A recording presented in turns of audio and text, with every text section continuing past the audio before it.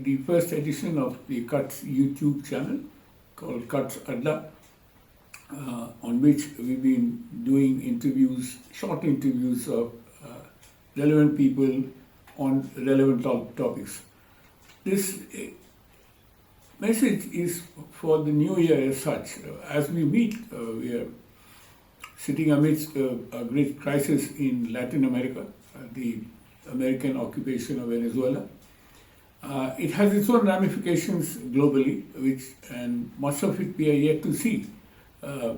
We don't know what is going to happen. There's a lot of uncertainty that we can see. Now, Venezuela has particularly very huge oil reserves, probably the world's largest, and that was one of the major attractions for Trump to have attacked it and also arrested Maduro, the president, which is absolutely intolerable to a very large number of people. Whatever he may be, if he has to be tried, he has to be tried under the domestic laws of Venezuela and not under the US laws. Having said that, the other oil is something which is what we are also discussing very regularly at the other very major disaster which the world is going to be facing on climate change. Whether there is an effort by countries to cut down on the usage of fossil fuels. We're not sure whether we'll move in that particular direction, etc. India as such is fortunately using a lot of fossil fuels. At the same time, its nationally determined contributions on climate change is still well under control. What is very critical about this particular area is the kind of funding which is required, which runs into trillions of dollars. And let me add to that the harm which is happening to our biodiversity, which is also linked to climate change. It's not separate at all. And the global attention is very poor. Among other things which is headwinds which is hitting the global society is the diminishing or the shrinking multilateralism. We hope that at least climate change is something where multilateralism will prevail. At least China is quite keen about it, and India is also keen about it. But the world has to come together, and what we saw as one of the potent instruments of multilateralism, the G20 summit in South Africa, which was held about a couple of months ago, was a bit of a flop in the sense the US did not participate in it.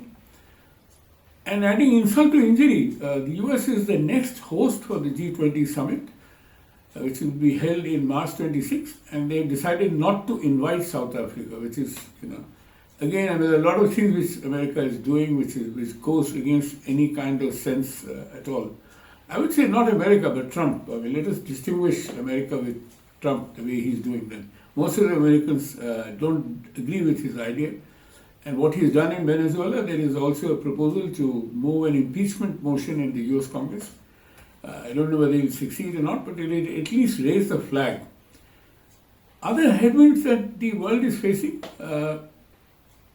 is, I would say, tailwinds rather than headwinds, is the evolution of AI, artificial intelligence. There is a very big summit which has been planned in India, for which, as I speak, in Jaipur itself, one of the satellite events is taking place on AI.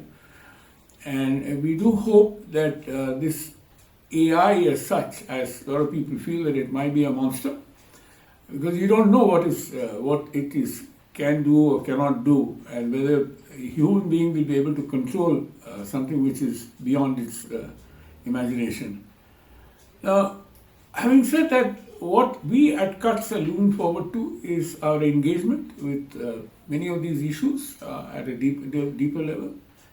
Particularly, I would say the World Trade Organization, of which I am a very critical part, being an advisor to the Director General WTO, is how do we revive interest in the WTO? How do we reposition the WTO to continue to serve the trading system as such? It has had a lot of benefits. A large number of people have been lifted out of poverty after trade liberalization, including in India. And we believe it is important for us to have this rules-based system functional. With that, let me wish you all the best for this new year, as well as what is likely to come ahead of us. Namaskar.